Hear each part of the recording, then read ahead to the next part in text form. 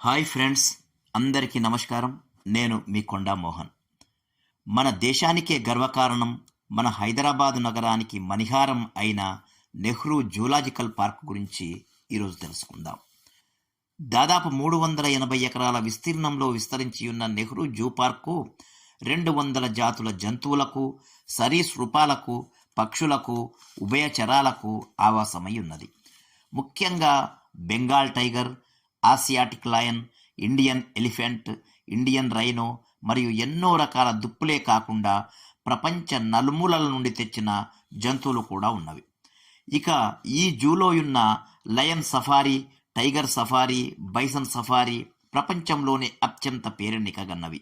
ఇక ఈ జూను ఆనుకొని ఉన్న మీర్ ఆలం ట్యాంక్ కూడా అంతర్జాతీయ వలస పక్షులకు ప్రత్యేకమైనది.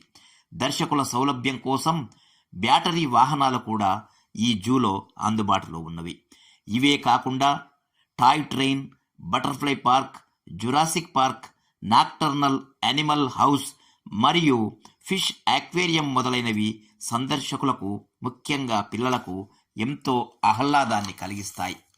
ఇక విశ్వనగరంగా విస్తరిస్తున్న హైదరాబాద్ నగరంలో పని ఒత్తిడితో నలిగిపోయే హైదరాబాద్ పౌరులకు నెహ్రూ జూ పార్కు ఒక చక్కటి ఆట విడుపు ప్రదేశము.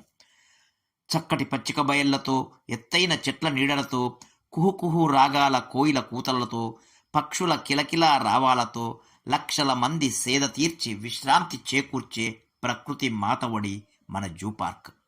ఇక వీకెండ్ శని ఆదివారాలలో వేల కొద్ది ప్రజలు కుటుంబ సభ్యులతో జూను సందర్శించడంతో ఇసుకేస్తే రాలని జనంతో కోలాహలంగా మారడం అనూహ్యమైనది.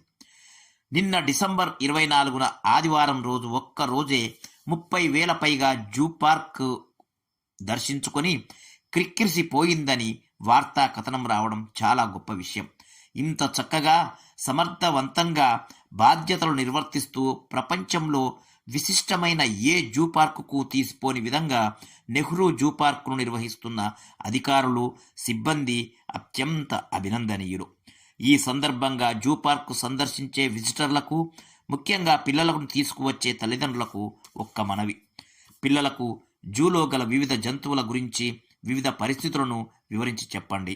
జంతువులకు తినుబండారాలు వేయడం నేరం, అలా చేయనీయకండి. జంతువులను టీజింగ్ చేయడం కూడా నేరం మరియు అత్యంత ప్రమాదకరం. ప్లాస్టిక్ వాటర్ బాటిళ్లు, ఇతర ప్లాస్టిక్ బ్యాగులు జూ పార్కు పరిసరాలలో వాడకండి, అది నేరం. జూలో ఉన్న అటవీ శాఖ సిబ్బంది సలహాలు, సూచన బోర్డులో రాసిన సలహాలు పాటించండి. మీకు, మీ పిల్లలకు ఒక మరపురాని అనుభవంగా మిగుల్చుకోండి.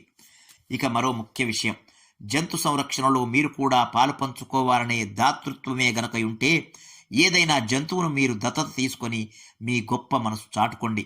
మీ కుటుంబ సభ్యులకు, ఇతరులకు ఆదర్శంగా నిలవండి. వివరాలకై జూ పార్క్ క్యూరేటర్ను కానీ, డైరెక్టర్ను కానీ, లేక అటవీ శాఖ ముఖ్య కార్యాలయం అరణ్య భవన్లో కానీ సంప్రదించండి.